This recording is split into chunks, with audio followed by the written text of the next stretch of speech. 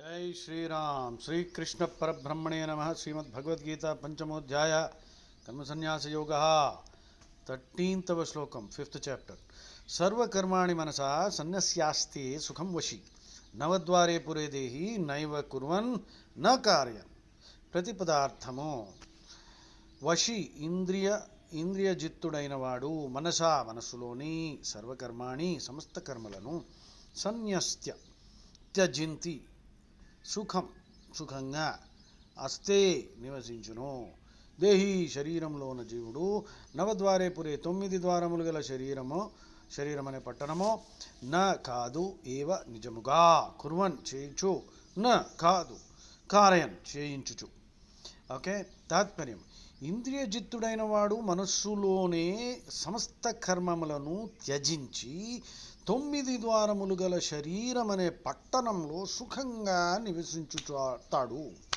తాను ఏది చేయటం లేదు, చేయించడం లేదు అని భావిస్తాడు. ఆహా, అంతా గుణాలు నడుపుతున్నాయి. 5th chapter 14th. న కర్తృత్వం న కర్మాణి లోకస్య సృజతి ప్రభు నా కర్మ ఫల సంయోగం స్వభావస్తు ప్రవర్తతే. ప్రతిపదార్థము ప్రభు పరమేశ్వరుడు లోకస్య లోకము న కాదు కర్తృత్వం కర్తృత్వభావాన్ని న కాదు కర్మాణి కర్మలను సృజతి సృష్టించడు న కాదు కర్మఫల సంయోగం కర్మఫల సంబంధాన్ని సృజతి కలిగించడు తో కానీ స్వభావమే ప్రవర్తతే నడుచుచున్నది. తాత్పర్యం పరమేశ్వరుడు లోకమునకు కర్తృత్వ భావాన్ని కానీ కర్మలను కానీ కర్మఫల సంబంధాన్ని కానీ కలిగించడు. స్వభావమే ప్రకృతి అది నడుపుతూ ఉన్నది. ప్రకృతి స్వభావమే నడుపుతోందట. ఆహాహా, అందుకని దేవుణ్ణి అయ్యో ఏదో చేసావు కాదురా బాబు నువ్వు చేసుకున్నదే అంతా. 15 ఇది నాకు ఫేవరెట్. 5:15 నా దత్తే కస్యచిత్ పాపం నచైవ సుకృతం విభు అజ్ఞానేనావృతం జ్ఞానం తేన ముహ్యంతి జంతవః. ప్రతిపదార్థము విభు పరమేశ్వరుడు కస్యచిత్ ఎవరిదైనా పాపమునకు నా ఆదత్తే స్వీకరించడు నా కాదు చ మరియు ఏవ కూడా సుకృతం పుణ్యమును కూడా ఆదత్తే స్వీకరించడు.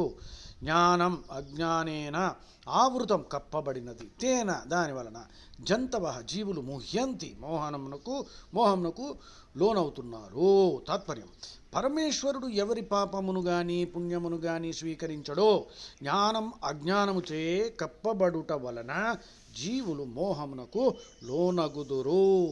అంటే ఒక లైట్ కింద ఇద్దరు కూర్చుని ఒకడు చదువుకుంటున్నాడు భగవద్గీత, ఇంకోడు దొంగతనం చేయడానికి ప్లాన్ చేస్తున్నాడు. తప్పు లైట్దా కాదు, అలాగే భగవంతుడు. జై శ్రీరామ్.